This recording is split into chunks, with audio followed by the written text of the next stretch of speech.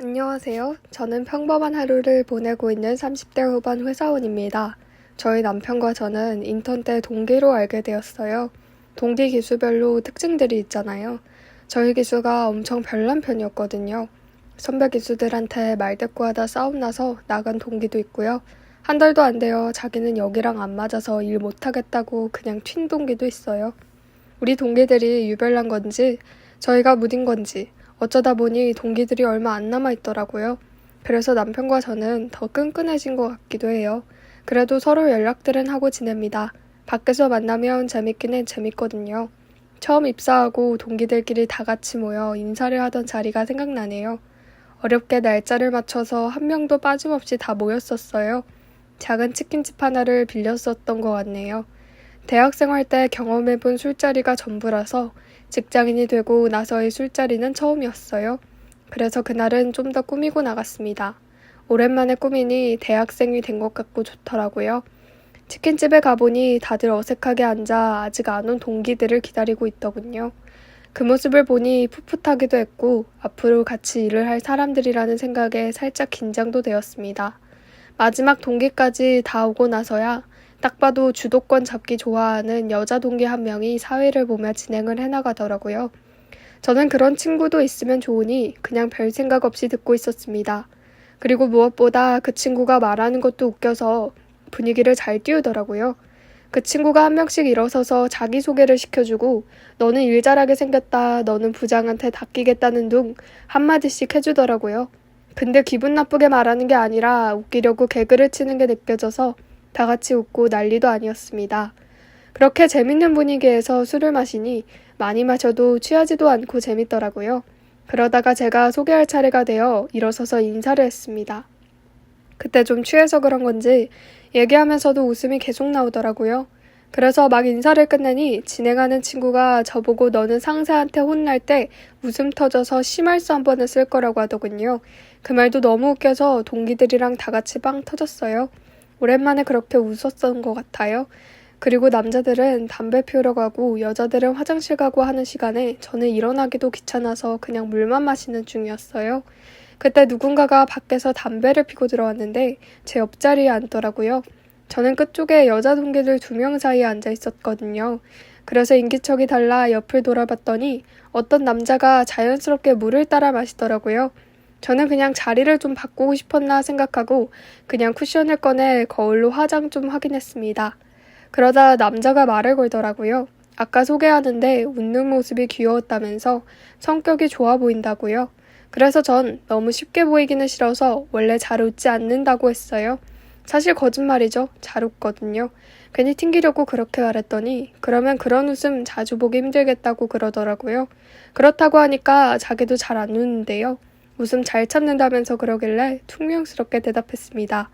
만난 지 하루밖에 사내 연애는 생각도 없었을 뿐더러 결정적으로 그 남자가 좀 잘생겼었어요. 잘생기면 얼굴값 한다잖아요.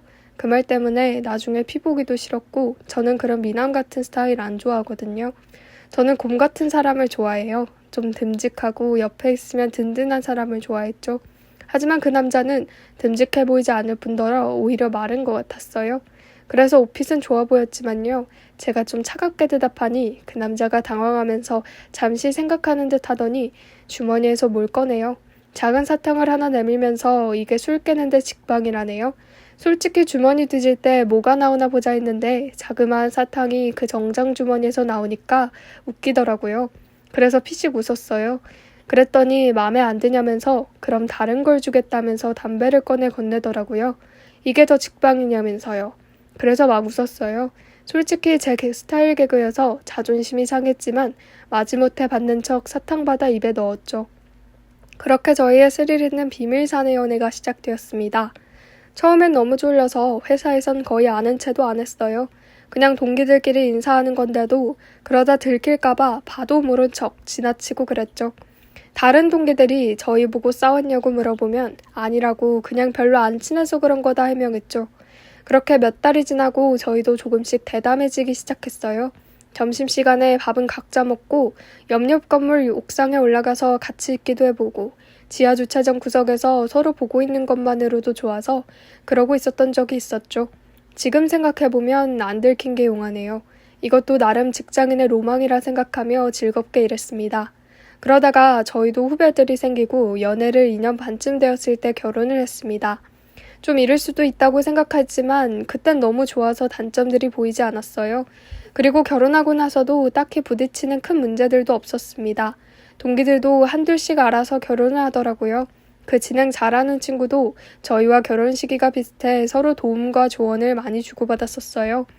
그러다 그 친구가 모임을 하나 소개시켜 주더라고요. 공식적인 모임은 아니고 사적으로 잘 맞는 부부들끼리 모여서 등산도 하고 자전거도 타고 그런다고 하더라고요. 저한테도 같이 가볼 생각이 없냐길래 그러자고 했습니다. 회사 입사하고 나서 운동할 기회도 딱히 없었고 혼자 하려면 재미도 없잖아요. 그날 저녁에 집 가면서 남편한테 얘기를 꺼내봤어요. 남편도 좋은 것 같다고 하더라고요. 그래서 그 친구한테 가겠다고 하고 주말에 다 같이 보기로 했습니다. 저는 누가 나오는지도 몰라서 기대 반 긴장 반으로 나갔습니다. 부부 4쌍이 있는 모임이더라고요. 그날은 다 같이 등산 가볍게 하고 각자 소개 겸 인사 나누는 시간을 가졌습니다. 술도 간단히 했고요. 4커플 중 2커플은 우리와 동기였고 나머지 2커플은 후배 커플이었어요. 저희는 후배 커플은 처음 만나는 자리여서 조심스럽게 인사를 나눴습니다. 비슷한 사람들끼리 모인 게 맞긴 한지 대화도 잘 통하고 재밌더라고요. 나중엔 여행도 다 같이 가자는 얘기가 나왔습니다. 그렇게 번호도 주고받고 단톡도 만들었어요. 회사에서도 만나면 인사하고 사적으로 더 친해진 사람들과 있으니 마음이 더 편해지더라고요. 운동도 하고 사람들도 만나고 일석이조였습니다. 빨리 다 같이 여행도 가고 싶더라고요. 제가 사실 더블 데이트 같은 걸 해보고 싶었거든요. 그래서 다 같이 날짜를 조율해 8월 어느 주말에 1박 2일로 남해를 갔습니다. 낮에 여행지도 둘러보고 바닷가에서 다 같이 물놀이하고 숙소로 돌아왔습니다. 여자들은 반찬거리랑 밥을 준비하고 남자들은 바베큐 준비를 했죠. 다 같이 밖에서 시원한 맥주 한잔하면서 고기를 먹었어요. 이렇게 놀러오니 회사 생각도 안 나오고 좋더라고요. 고기로 배 채우고 술도 마시면서 분위기가 무르익어갈 때쯤 이런저런 얘기가 나오다 우리 연애 얘기가 나오게 됐어요. 이참에 각자 연애 얘기나 해보자면서요. 제가 술에 취해 신나게 말해줬죠. 동기들끼리 첫 술자리에서 이 사람이 저한테 와서 사탕을 건네줬더라고요. 그때는 마음에 안 들었다고도 말했어요. 다들 놀라더라고요. 이렇게 잘생긴 남편이 왜 싫냐면서요. 그래서 제 취향이 아니라고 저는 곰 같은 남자 좋아했었다고 했어요. 지금은 이 남자가 제 이상형이라는 말도 덧붙여서요. 그랬더니 후배 부부 중에 좀 젊어 보이는 여자애가 그럼 우리 남편이랑 좀 바꾸재요. 자기는 곰 같은 남자보단 꽃미남 스타일 좋아했다면서요. 그 말 듣고 살짝 분위기가 이상해질 뻔했지만 진행 잘 보는 친구가 자기는 그날 그런 위대한 사건이 일어난 줄 몰랐다면서 막 아쉬워하더라고요. 걔가 그렇게 마무리 안 해줬으면 전 기분 나빴을 거예요. 그래도 지금은 제 남편이니까 상관없지만요. 어쨌든 그렇게 밤새 얘기를 나누고 다음날에 치울 거 치우고 라면으로 해장하고 각자 집으로 헤어졌어요. 그 다음날 바로 출근이라 일요일은 푹 쉬었습니다. 남편은 친구랑 치맥 한잔하고 오겠다고 밖에 나갔었고요. 그렇게 회사를 나가며 며칠이 지나갔습니다. 이젠 남편과 결혼한 사이라서 회사에서 애정행각만 아니라면 저희 둘이 시간을 보내도 아무도 뭐라 안 하거든요. 그래서 점심시간에 저랑 남편은 회사 주변 음식점에서 같이 밥 먹고 옥상에 올라가서 꽁냥대다가 옵니다. 그런데 어느 날부터 남편이 점심에 약속이 생겼다고 밥을 같이 못 먹는다고 하더라고요. 저는 그럼 다른 사람이랑 먹겠다고 하고 보내줬습니다. 근데 갈수록 그 점심 약속이 많이 생기더라고요. 저는 저랑 점심 먹는 게 불편하거나 다른 문제가 있나 싶어 물어봐도 진짜 약속이 많대요. 거짓말하는 남편은 아니었지만 뭔가 찜찜하더라고요. 저는 그동안 그 재밌는 친구와 밥을 같이 먹었어요. 근데 하루는 얘가 이런 말을 하는 겁니다. 우리 남편 왜 요즘에 저랑 밥을 안 먹냐고요. 자기는 싸운 줄 알았대요. 그래서 아니라고 해줬더니 남편이 저랑 싸운 줄 알고 밥 먹을 사람이 없어서 어쩔 수 없이 그 애랑 밥을 같이 먹는 줄 알았다고 하더라고요. 저는 무슨 말인가 싶어 다시 물어보았습니다. 말을 들어보니 친구가 점심시간에 차에 챙겨와야 할 물건이 있어서 지하 주차장에 잠시 내려갔었는데 저희 남편 차에 시동이 걸려 있더래요. 그래서 저를 기다리는 건가 싶어 점심 맛있게 먹으라고 인사라도 해주려고 다가가고 있었는데 어디선가 모임 후배의 와이프가 나타나선 그 차를 타고 바로 나가더랍니다. 저는 제 귀를 의심했어요. 저는 친구한테 이 사람이 약속이 있다면서 나랑 요즘 점심을 같이 안 먹는다고 말해줬어요. 그랬더니 그건 아닌 것 같다고 뭔가 수상하대요. 그때부터 저는 남편 뒤를 몰래 쫓기 시작했어요. 그날도 다른 회사 사람이랑 점심 약속이 있다고 하길래 일단 알겠다고 하고 보내줬습니다. 그러고 뒤따라갔어요. 남편이 건물 구석에 비상구가 있는 곳으로 걸어가더군요. 그래서 저는 엘리베이터를 타고 5층 위로 올라가 그 층의 비상구로 들어갔습니다. 계단을 하나씩 조용히 밟고 내려갔어요. 설마 아니겠지, 설마 남편이 그러겠어? 라는 생각을 되뇌이며 조용히 내려가는데 2층 정도 되었을 때 소리가 들리더라고요. 대화 소리였습니다. 자세히는 안 들렸지만 여자는 이제 여기서 만나지 말고 다른 곳에서 만나자는 말이더군요. 제 남편은 괜찮다고 아무도 모를 거라며 그리고 여기가 더 좋다고 말했습니다.